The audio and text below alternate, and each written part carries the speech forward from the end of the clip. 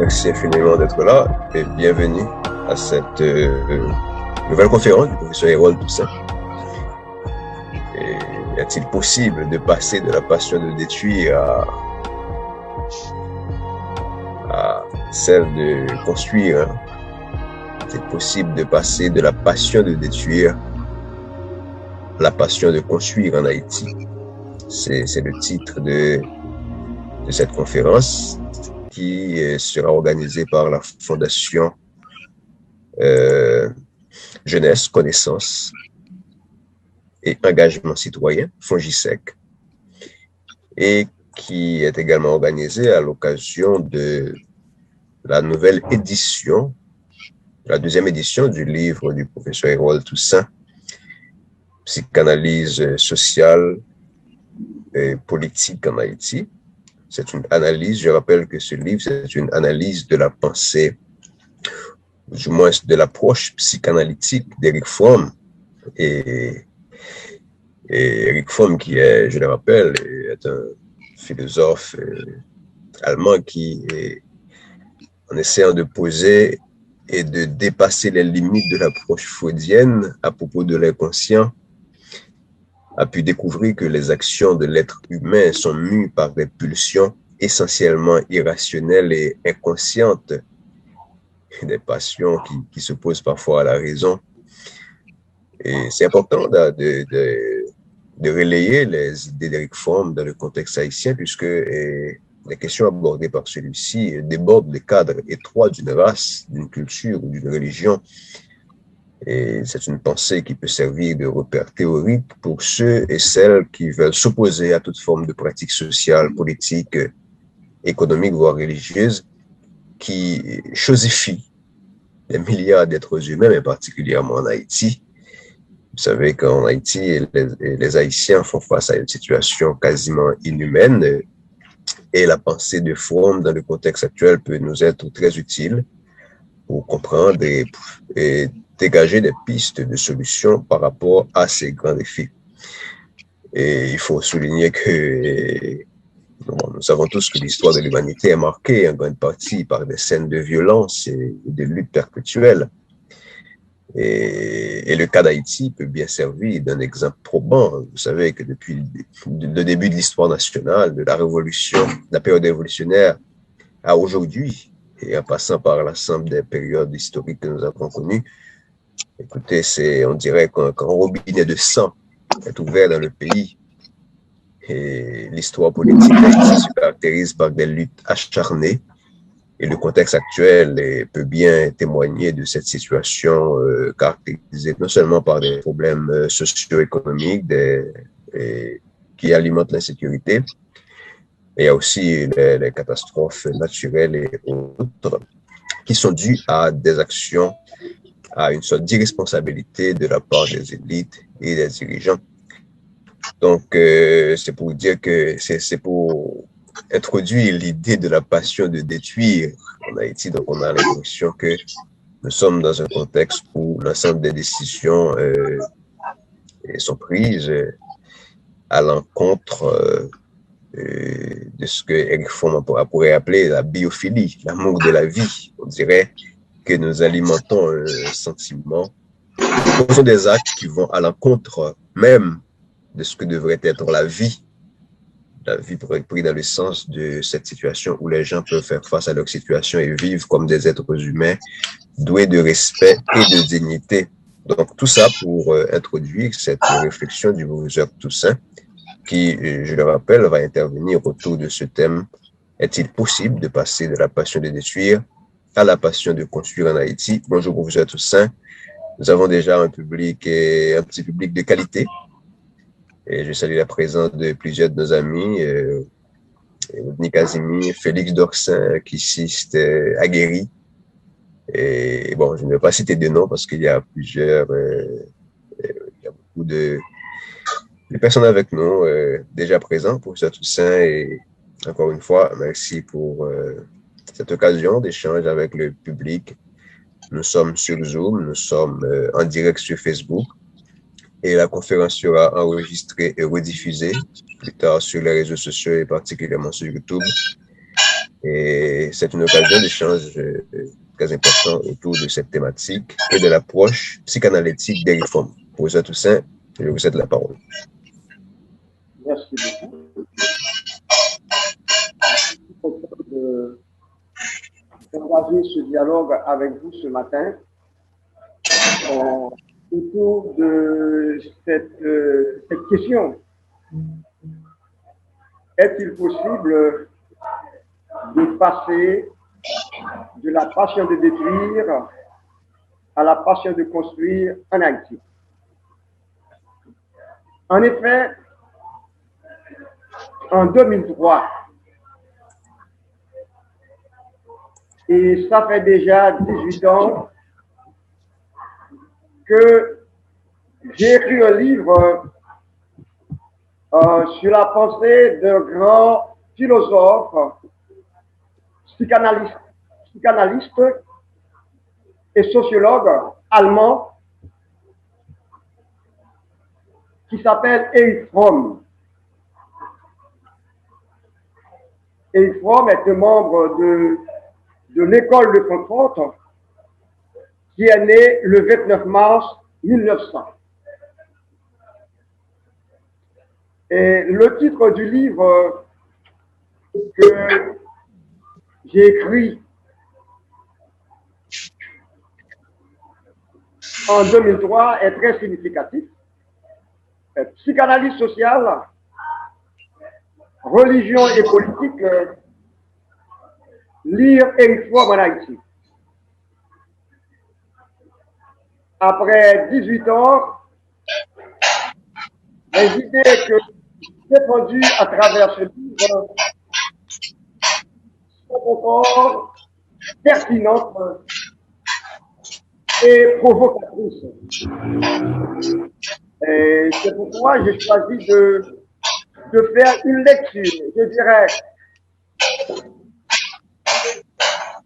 socio-psychanalytique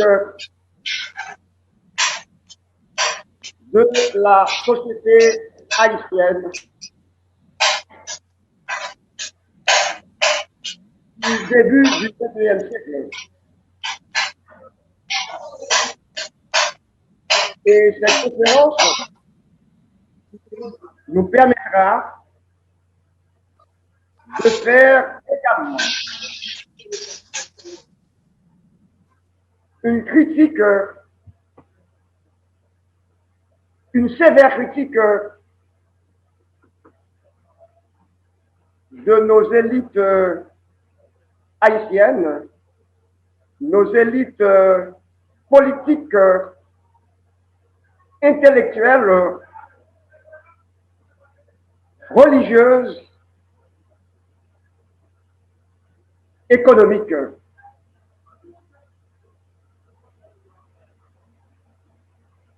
Et pour commencer cette conférence, j'aimerais bien citer une réflexion du père de l'ethnologie en Haïti, à savoir le docteur Jean Price-Mas. Je vais citer un texte du docteur Jean Price-Mas qui pourra être commenté par les jeunes de ce pays. Je dis bien un texte de Jean Price-Mas qui doit être commenté par les jeunes de ce pays,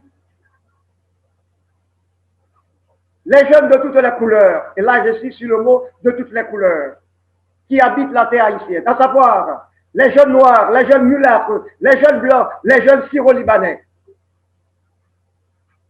Je veux bien adresser cette affirmation de Jean Price-Mas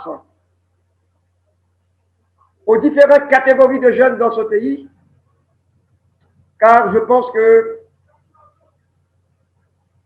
si on aspire à une nouvelle Haïti, Elle doit passer nécessairement par la participation des jeunes ou encore la responsabilité de ces derniers. Je cite Jean Price-Mars dans son livre Une étape de l'évolution haïtienne, publié en 1929. Dans son livre Une étape de l'évolution haïtienne, publié en 1929, Jean Price-Mars écrit, et je lis, je ne sais pas, vers l'an 2050 et les années suivantes, ce que deviendra ce pays d'Haïti, parce que les données confuses que je possède obscurcissent mes anticipations. J'y vois une élite avide d'âpres jouissances sans ressort, et sans foi d'aucune sorte, et chose plus grave, a perdu le sens des solidarités sociales et ethniques. Anarchie en bas et hypocrisie en haut. Je ne sais pas ce que deviendra ce pays. Peut-être une simple expression géographique de la Méditerranée américaine habitée par des parias industriels. Mais par contre, je pressens un immense avenir de gloire et de la justice immortelle pour les communautés nègres des États-Unis de l'Amérique du Nord. Je pressens une éclatante victoire sur les forces d'oppression, forces physiques, forces économiques, forces sociales pour les communautés nègres de l'Afrique. Quel a été le constat du docteur Jean Price-Mars en 1929? Une élite avec cette caractéristique, anarchie en bas et hypocrisie en haut.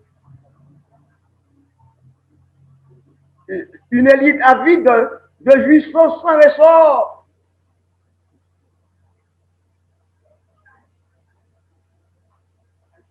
Et sans foi d'aucune sorte.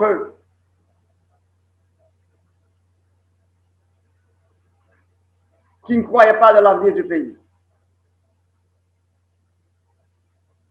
C'est-à-dire une élite qui s'inscrit, des élites qui s'inscrivent dans cette logique que nous appelons la passion de détruire.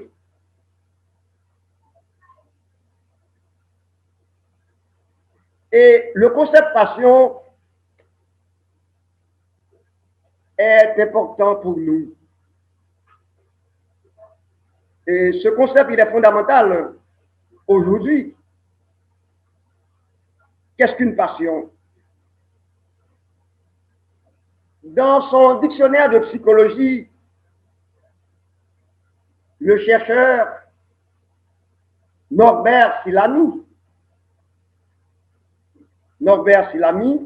S-I-2-L-A-M-Y, Silami, considère la passion comme un état affectif intense, stable, orienté vers un objectif exclusif et susceptible de transformer le monde tel qu'il nous paraît.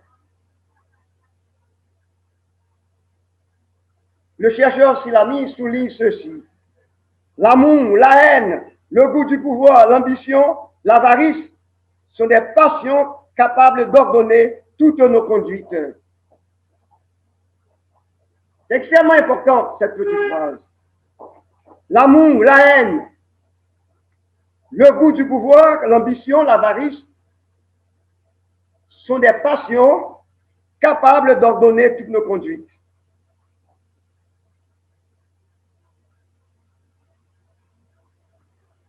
Et Eric Fromm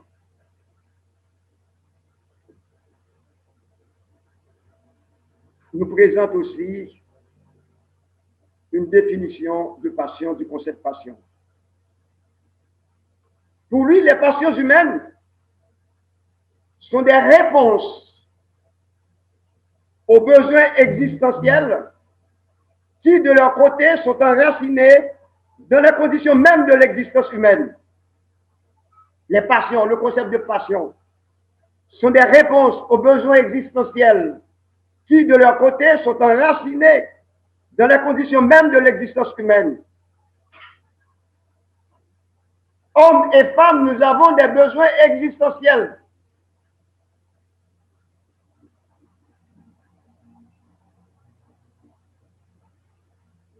Les besoins existentiels. Les besoins physiologiques. Les besoins d'estime de soi, de reconnaissance de soi.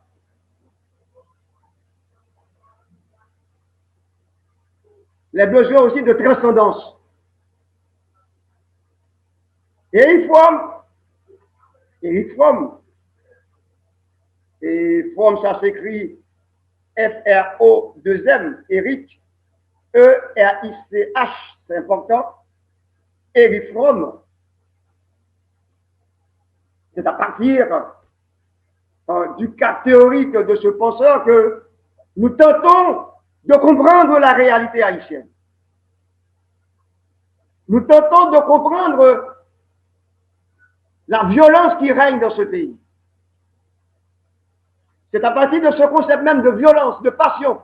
Les passions humaines sont des réponses aux besoins existentiels qui, de leur côté, sont enracinés dans les conditions même de l'existence humaine. Hommes et femmes, nous sommes des êtres de passion, non seulement de raison de passion. C'est très important. Hommes et femmes, nous sommes mus par des intérêts.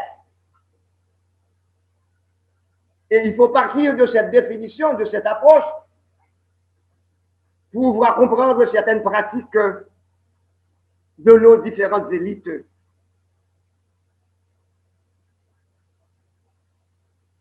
Être passionné, ce n'est pas mauvais en soi. Et c'est pourquoi Fromm va distinguer deux types de passion. N'oubliez pas, quand nous parlons de passion, nous sommes au niveau des émotions, nous sommes au niveau de l'affectif.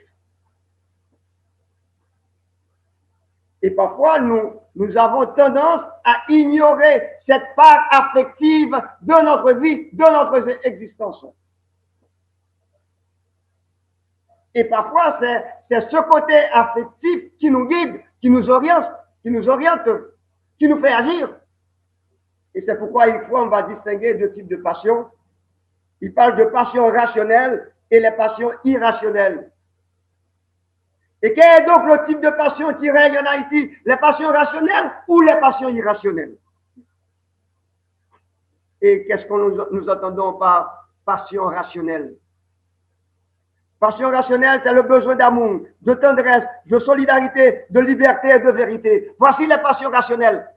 Vous voyez le jeu de mots, passion et raison, les passions rationnelles. Je me répète, comme passion rationnelle, le besoin d'amour, de tendresse, de solidarité, de liberté et de vérité.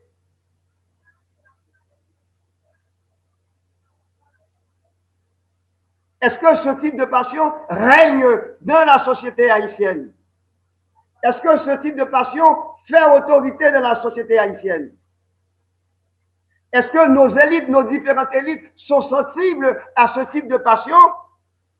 Le besoin d'amour, de tendresse, de solidarité, de liberté et de vérité. Parce que pour Eric Fromm, ce sont ces passions qui vont favoriser le progrès et le développement de l'organisme. Ce sont ces passions qui vont développer le progrès et le développement de l'organisme.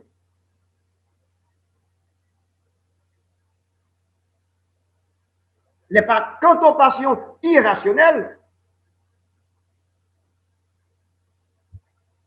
c'est la tendance à contrôler, à soumettre, à détruire le narcissisme, l'avidité, l'envie, l'ambition. Les passions irrationnelles, c'est la tendance à contrôler, à soumettre, à détruire, à manipuler, le narcissisme, l'avidité, l'envie, l'ambition. Ces passions irrationnelles étouffent la vie. Est-ce que nous sommes en train d'étouffer la vie en Haïti? Est-ce que nos élites, les différentes élites haïtiennes, est-ce qu'elles étouffent la vie en Haïti?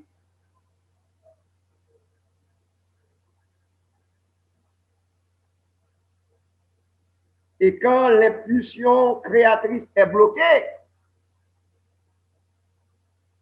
c'est-à-dire la création, le désir de créer comme passion rationnelle, la création, quand l'impulsion créatrice est bloquée, quand l'homme est incapable de créer, ne peut pas créer, la passion de détruire oriente les actions de l'homme. En un mot, quand dans une société, les jeunes sont incapables de développer leur passion de créer, leur impulsion de créer, la violence est possible. Justement, c'est cette capacité de l'homme de se transcender, d'aller au-delà de lui-même, de créer. Et que l'homme, que la femme ne peut pas créer, il choisit facilement la voie de la destruction. Que l'ambiance, le milieu, ne lui donne pas la chance de créer, de se réaliser comme homme, de se réaliser comme femme, nous avons un terrain propice pour la violence.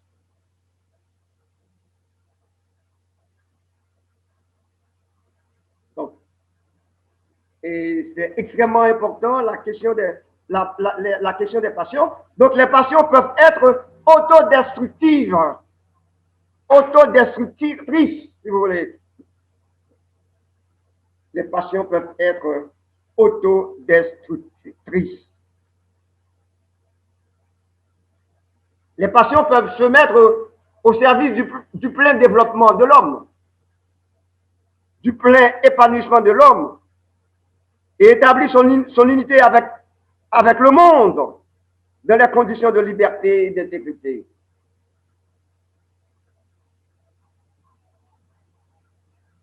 Il y a cette passion de tendresse, d'amitié, même d'amitié avec l'environnement, avec la terre.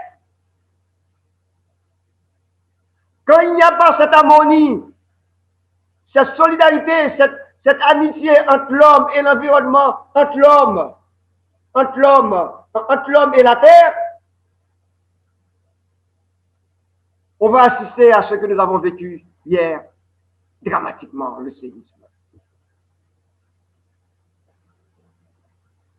C'est une forme de violence, la violence de la nature. Nous avons été victimes. La plupart de nos compatriotes sont victimes de ce séisme, cette catastrophe naturelle. Et ça fait partie également de l'existence humaine. Maintenant, comment apprivoiser la terre? Comment apprivoiser notre environnement? Comment créer une solidarité, une sympathie avec notre environnement, avec les plantes, avec les arbres, avec nos mers, avec nos rivières,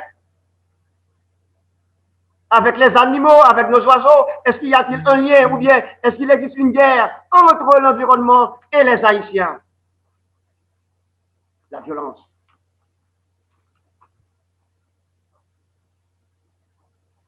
Bref, l'homme, indépendamment de sa couleur, de sa race, de son sexe, peut être mu soit par l'amour, soit par la passion de détruire.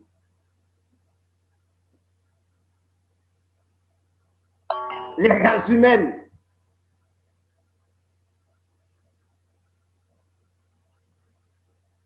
nous pouvons être mus soit par l'amour et la raison. Nous pouvons être mus guidés par l'amour et la raison, nous pouvons être guidés aussi par la passion de détruire. Et après avoir vu cette passion, la différence entre passion entre les passions rationnelles et irrationnelles,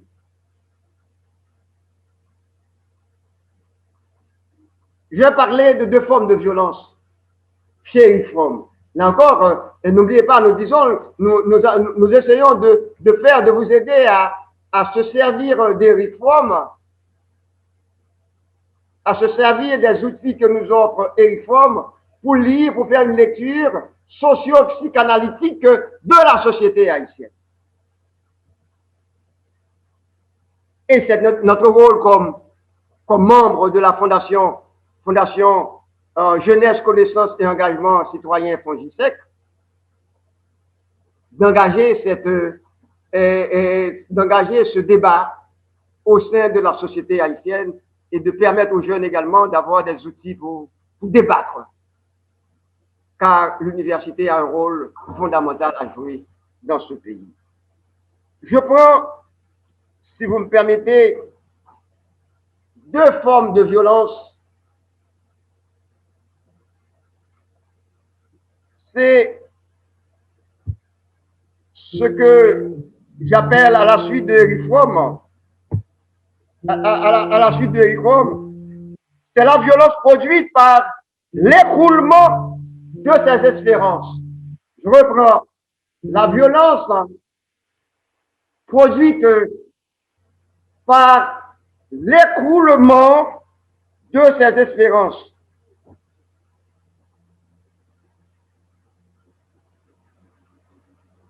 À tout moment dans notre vie, dans notre existence, la confiance originelle en l'amour, la sincérité, la justice des parents, des éducateurs, des leaders politiques ou religieux s'expose à être déçus.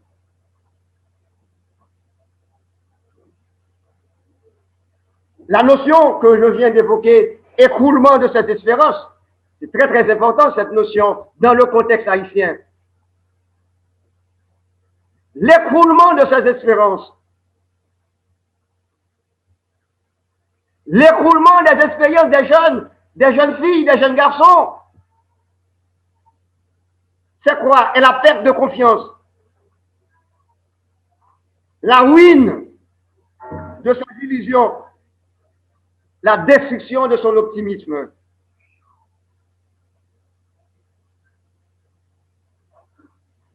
Maintenant, c'est extrêmement important de voir, mais chacun peut réagir à sa manière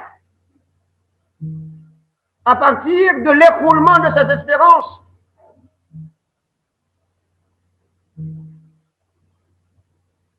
C'est-à-dire,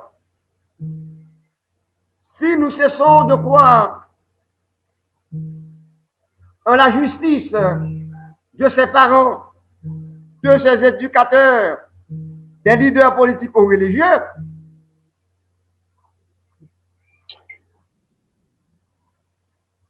on perd son espérance.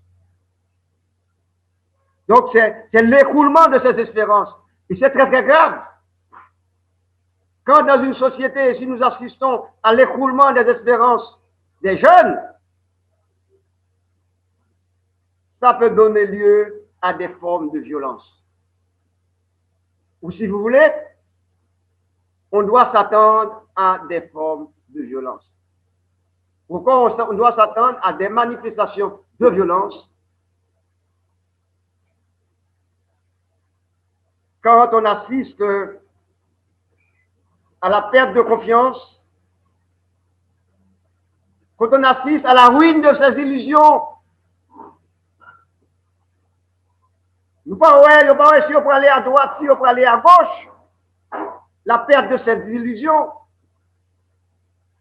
Est-ce que vous m'aimez ou bien est-ce que vous me raillez? Est-ce que vous me construisez ou bien est-ce que vous me détruisez? Quand on assiste à la destruction de l'optimisme des jeunes garçons et des jeunes filles, on peut s'attendre à des manifestations de violence. Et c'est le rôle justement de l'université, des chercheurs, des penseurs, d'aider la population, d'aider la société civile à comprendre la violence, à comprendre les différentes formes de violence qui s'imposent ces derniers temps dans le pays. Là, nous parlons de violence et crise de l'espérance. Et là,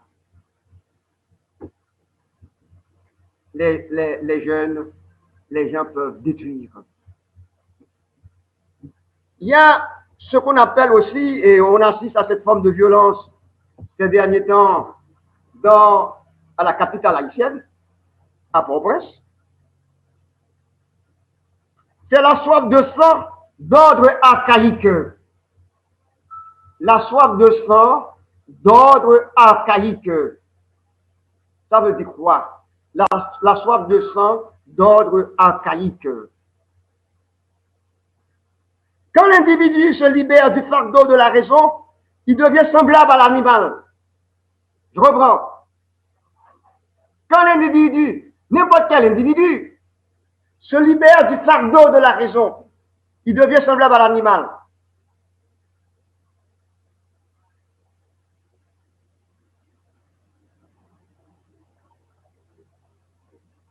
Une société qui renonce à la raison va plonger dans la bestialité, dans l'animalité.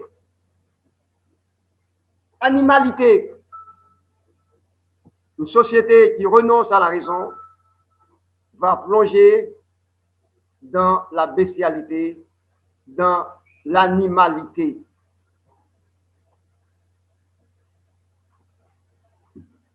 Une société qui renonce à la raison va plonger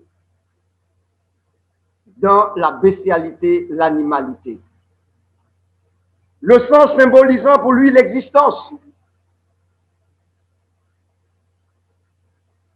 Forme ou sang. Et dans la société, ça nie, je veux dire, forme ou sang. Verser le sang constitue une manière de se distinguer et de s'affirmer fort et puissant. C'est ce à quoi nous assistons dans cette capitale haïtienne. Verser le sang constitue une manière de se distinguer de s'affirmer fort et puissant.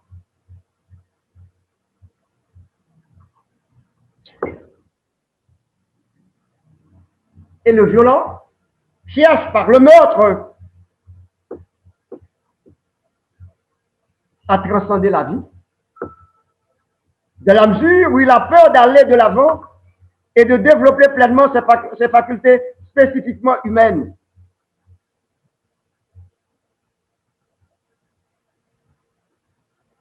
L'individu cherche par le meurtre à transcender la vie, puisqu'il était capable de supporter la vie.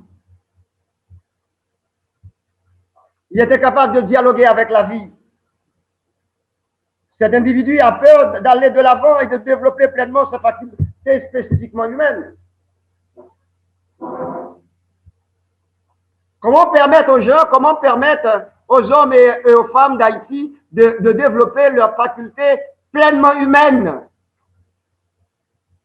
C'est pourquoi nous parlons de la soif de sang d'ordre archaïque. C'est ça, mon nom. Il parlait mon encore. Il a cessé d'être homme. Elle a cessé d'être femme. Donc, et on peut observer ce type de violence en temps de guerre civile ou internationale. Donc, tuer, hey, n'oubliez pas, nous tentons de faire une approche, une lecture psychanalytique, socio-psychanalytique de la société haïtienne. Tuer procure une ivresse suprême et devient le grand acte d'affirmation de soi au niveau le plus archaïque de la personnalité.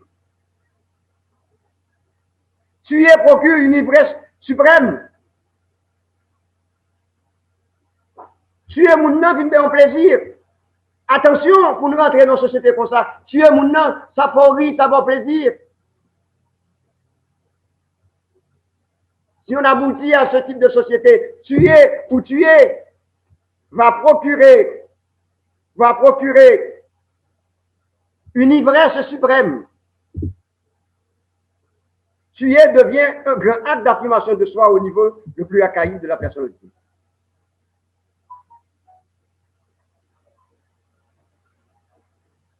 Dans la logique du meurtrier, il n'y a pas de frontière entre tuer et être tué. Il n'y a pas de frontière entre tuer et être tué. Il n'y a pas de frontière. Ce qui compte pour le meurtrier, c'est que du sang soit versé.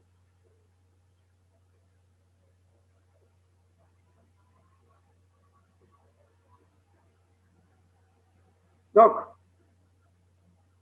la question de... Maintenant, Eric Fromm parle, en s'inspirant bien sûr de Freud. Je devais vous dire également que Eric Fromm était freudo-marxiste. Il a critiqué Sigmund Freud, la psychanalyse de Sigmund Freud. Il a critiqué aussi le matérialisme historique de Karl Marx. C'est pourquoi nous le considérons comme un freudo-marxiste. Il a saisi les éléments les plus pertinents, percutants de la pensée de Sigmund Freud et de la pensée de Karl Marx. Et Eric Fromm également fut un grand lecteur juif, il fut un grand lecteur et un grand commentateur de l'Ancien Testament. Il a lu les prophètes de l'Ancien Testament. Et Fromm a donc évalué les notions de pulsion de vie et pulsion de mort dans la psychanalyse de Sigmund Freud. Ça, c'est très important. Et à partir de ces deux notions, pulsion de vie et pulsion de mort, Eric Fromm va introduire deux concepts fondamentaux qui sont importants pour nous, qui peuvent nous aider à faire une lecture critique de la société haïtienne, une lecture critique des pratiques de nos élites économiques, politiques, culturelles, religieuses. Premièrement, c'est le concept de biophilie. La biophilie. En relation avec ce que Freud appelait pulsion de vie, la biophilie. La biophilie, c'est l'amour de la vie.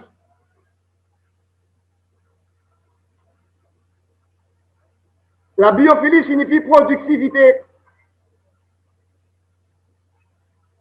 La biophilie implique la responsabilité, l'attention, le respect, la connaissance et le désir de voir la personne aimée se développer et s'épanouir. C'est ça une personne biophile. Est-ce que nous souhaitons voir? Est-ce que nos élites souhaitent voir les personnes les plus vulnérables se développer, s'épanouir? Est-ce que nos élites souhaitent voir les paysans haïtiens, les ouvriers haïtiens se développer et s'épanouir? S'ils ne le souhaitent pas, s'ils ne le font pas, ils ne sont pas des personnes biophiles. Car c'est par l'amour que l'homme brise les cloisons qui le séparent des autres. Et ça au niveau national, au niveau international. Et c'est une donnée anthropologique, c'est par l'amour. Et là, nous ne parlons pas de l'amour érotique. C'est par l'amour que l'homme brise les cloisons qui le séparent des autres. Or, en Haïti, nous avons une société cloisonnée. Une société cloisonnée. C'est par l'amour que l'homme brise les cloisons qui le séparent des autres.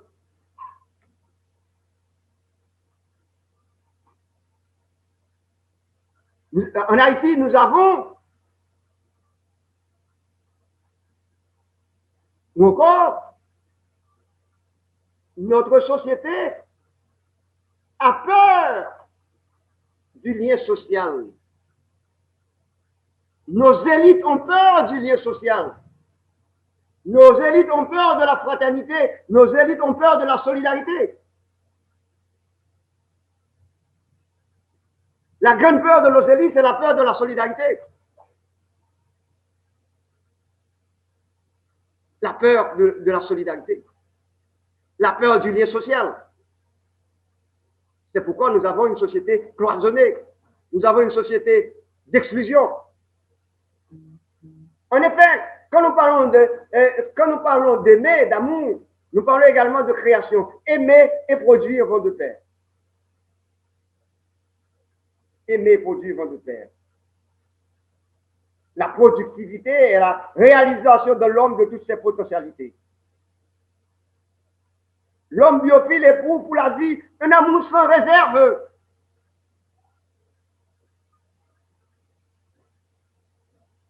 Toutes les manifestations de la vie le chantent. Il est capable d'émerveillement.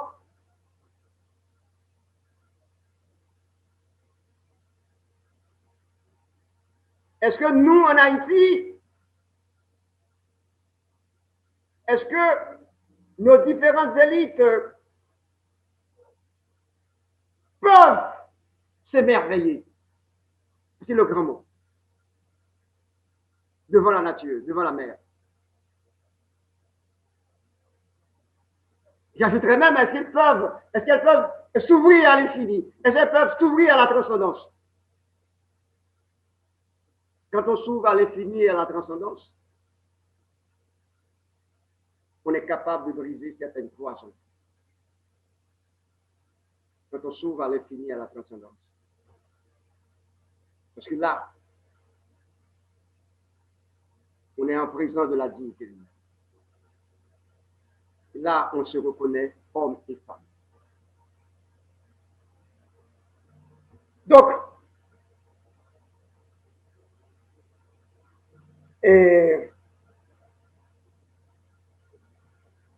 maintenant, la personne biophile rend vivant tout ce qu'elle touche, y compris elle-même. Est-ce que nous aimons la vie? Est-ce qu'en Haïti, nous aimons la vie?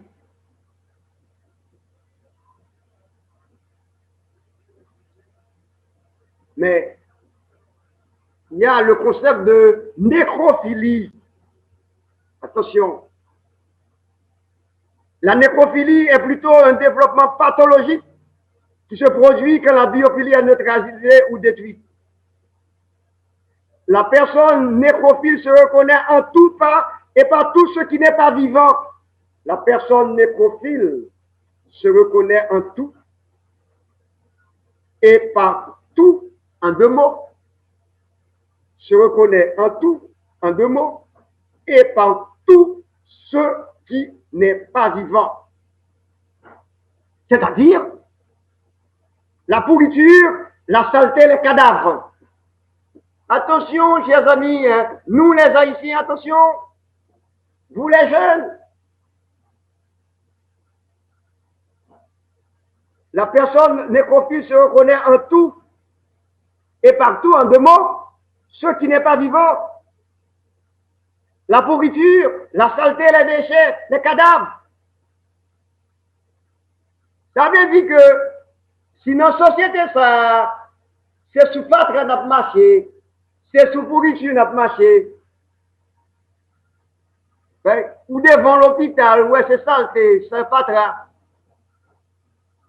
ou devant l'université, une faculté, allez bon côté faculté nous, allez bon côté comme des carrelés, et rectorat, environnement, c'est dans la pourriture, la saleté, les déchets. Cela veut dire, sont des signes de la nécrophilie, c'est-à-dire l'amour de la mort.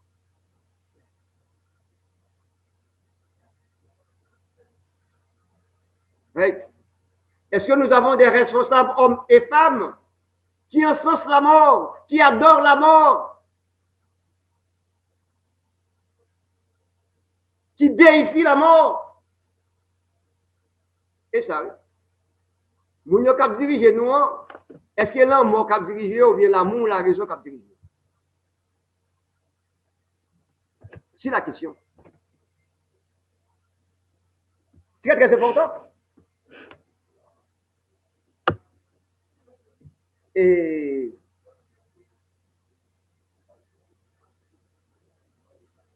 c'est très important. Donc, mon nécrophilie, c'est même j'aime de quand mon nécrophile, il ouais, a tué au monde, il dit, tu es toujours, bat-lui toujours. Nous, j'en ai sang, fait que je ne sang, parce que tu me viens.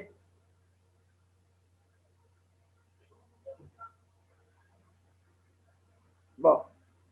Et je vais citer pour terminer cette partie la nécrophilie et la biophilie. Parce qu'il n'y a pas de biophilie pure, il n'y a pas de nécrophilie pure. Ce sont des tendances. Et c'est pourquoi il faut nous dire l'amour de la vie et l'amour de la mort constituent l'alternative fondamentale que tout être humain doit affronter. La nécrophilie se développe à mesure que le développement de la biophilie est étouffé. L'homme est biologiquement pourvu d'une capacité à la biophilie, mais psychologiquement, il a des potentialités à la nécrophilie, laquelle n'est que la solution alternative à la biophilie. En un mot, est-ce que notre milieu, même notre université, est-ce que notre milieu nous invite à aimer, à construire, à créer? À créer! C'est le mot-clé, à créer la création, la production. Et maintenant, quoi faire? Oui, pour construire, il faut développer chez les jeunes, dès leur temps d'enfance, la passion de créer.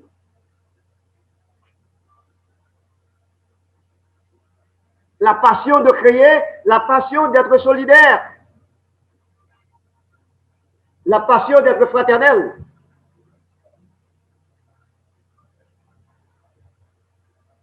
C'est-à-dire,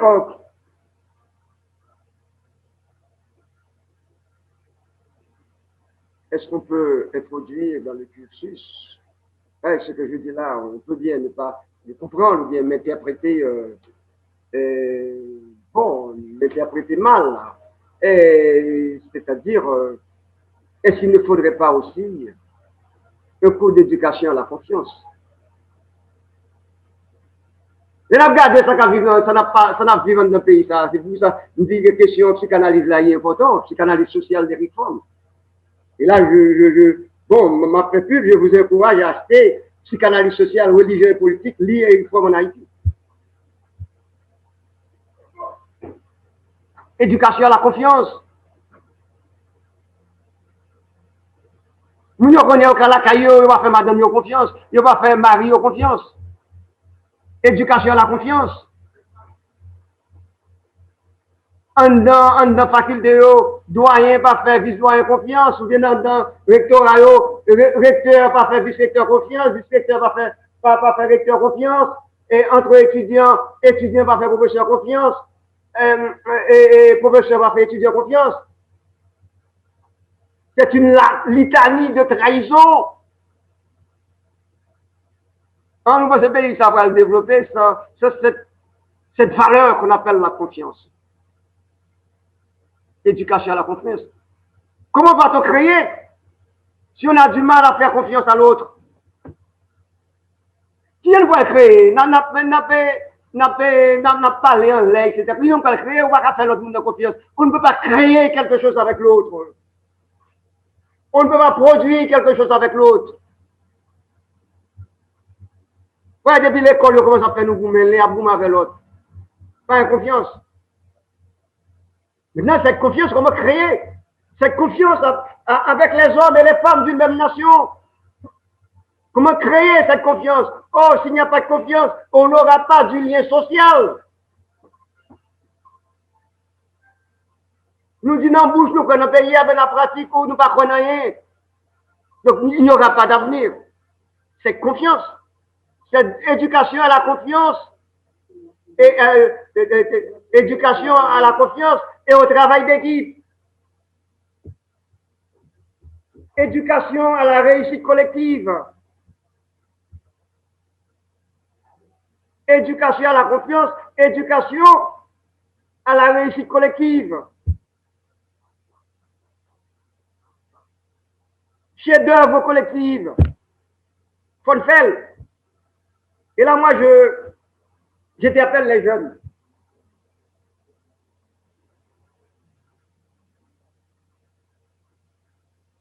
Même d'avoir aimé, hey, sans violence. Les jeunes noirs, les jeunes blancs, les jeunes mulâtres, les jeunes syro-libanais. Où êtes-vous? Est-ce que chacun va rester dans son petit coin, critiquer l'autre? Est-ce que ces jeunes, à un moment donné, vont pouvoir se rencontrer, discuter et parler de l'avenir de ce pays? Et là, dans certains cas, moi je dis bien, dans un sens positif, il va falloir désobéir.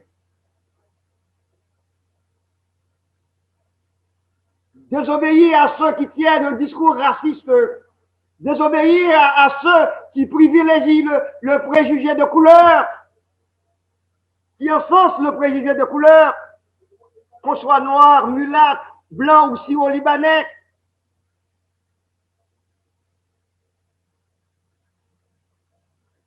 Et qu'est-ce que vous devez faire, vous les jeunes, pour vous rencontrer, pour dialoguer, pour bâtir une nouvelle Haïti?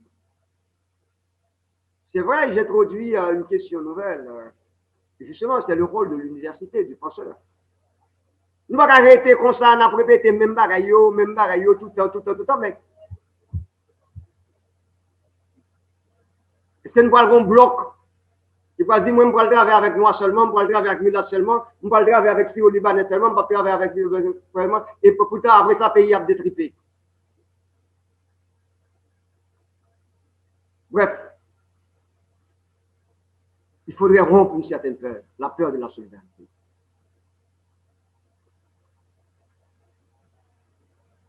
Espérer, penser, être solidaire, être responsable. Ce sont les maîtres mots pour nourrir cette passion de construire. Et c'est avec ces mots, avec ces maîtres mots, penser, espérer, être responsable, être solidaire, faire confiance, cultiver la confiance. Et nous avons le poids du passé, c'est important, l'importance de l'histoire de la nouvelle construction d'Haïti. Il faut rompre avec certains clichés du passé. Il faut rompre avec les éléments négatifs de notre passé. Et, justement,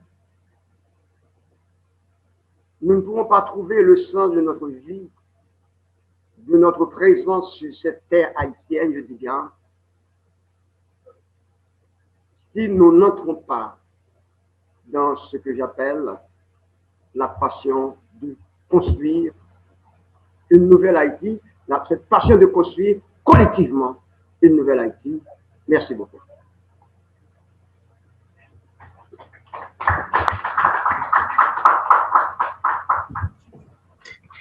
Merci beaucoup, professeur Toussaint, et merci à vos amis qui sont présents, et à Delma 51, et également en ligne.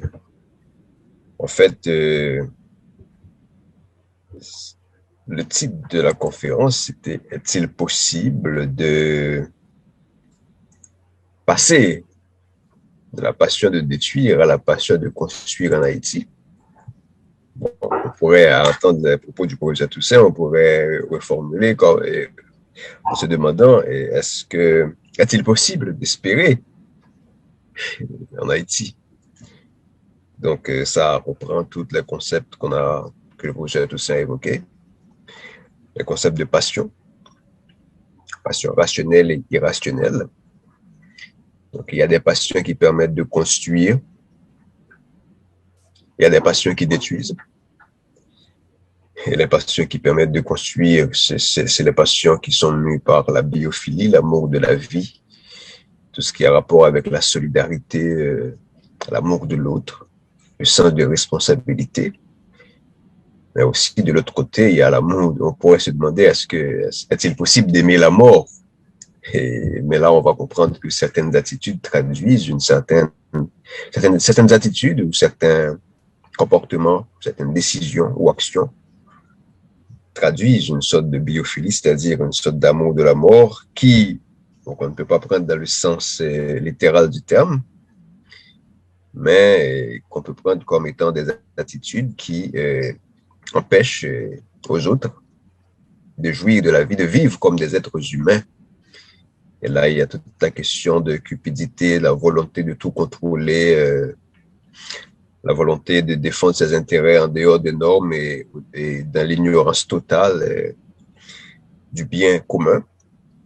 Et tout ça nous conduit justement vers une société de violence et violence multidimensionnelle. Il peut y avoir la violence physique, certes, mais il y a le plus souvent cette situation de violence symbolique, si je pourrais reprendre ce concept de Pierre Bourdieu, qui fait que il y a cette volonté de piétiner la dignité de l'autre et qui fait qu'on alimente une situation de violence systémique dans le pays.